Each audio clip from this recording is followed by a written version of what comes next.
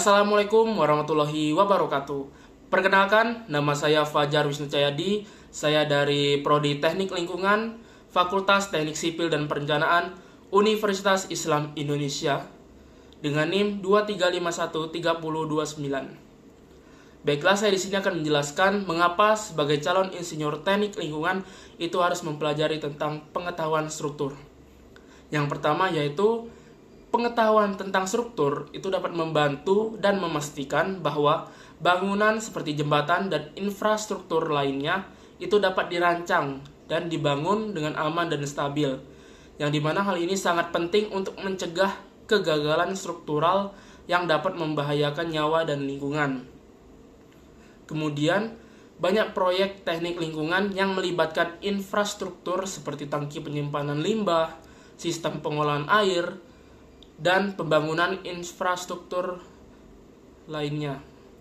Kemudian pengetahuan tentang struktur ini juga dapat membantu dan merancang untuk membangun infrastruktur agar tidak bocor atau runtuh yang bisa menyebabkan kerusakan pada lingkungan.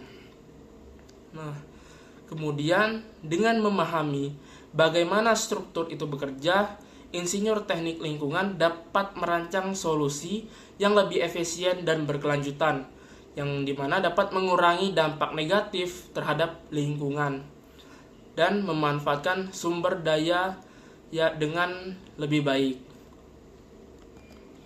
Kemudian dengan memahami struktur, insinyur dapat memilih material dan desain yang lebih ramah lingkungan, hemat biaya, dan berkelanjutan. Misalnya, menggunakan bahan daur ulang atau teknik konstruksi yang dapat mengurangi jejak karbon. Kemudian, infrastruktur lingkungan itu harus memenuhi standar keamanan dan peraturan lingkungan. Dengan pemahaman tentang struktur, membantu insinyur teknik lingkungan memastikan bahwa desain yang mereka pilih itu sesuai dengan regulasi yang berlaku. Nah, selanjutnya saya juga akan menjelaskan tentang apa sih perbedaan utama antara beban konvensional yaitu beban statis dan dinamis dan beban air yaitu hidrostatis dan hidrodinamis. Nah, untuk beban konvensional sendiri yaitu merupakan beban yang berasal dari gaya yang diberikan oleh objek atau struktur itu sendiri, termasuk beban akibat gravitasi dan pergerakan eksternal lainnya. Nah, untuk beban statis itu merupakan beban yang tidak dapat berubah terhadap waktu atau sangat lambat, sehingga efek inersianya itu dapat diabaikan.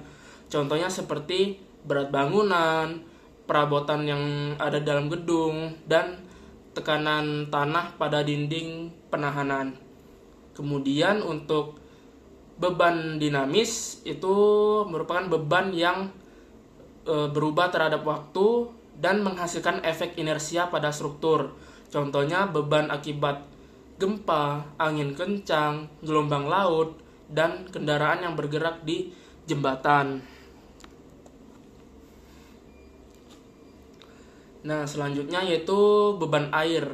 Beban air ini berasal dari tekanan atau gaya yang diberikan oleh air, baik dalam kondisi diam maupun bergerak. Nah, untuk beban hidrostatis itu merupakan beban yang diberikan oleh air dalam keadaan diam.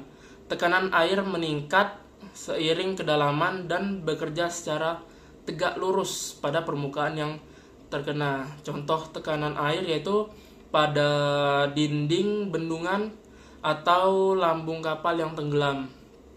Nah, kemudian untuk beban hidrodinamis itu merupakan beban yang terjadi akibat pergerakan air terhadap struktur seperti gelombang air atau banjir, yang dimana beban ini lebih kompleks karena bergantung pada kecepatan dan arah aliran air.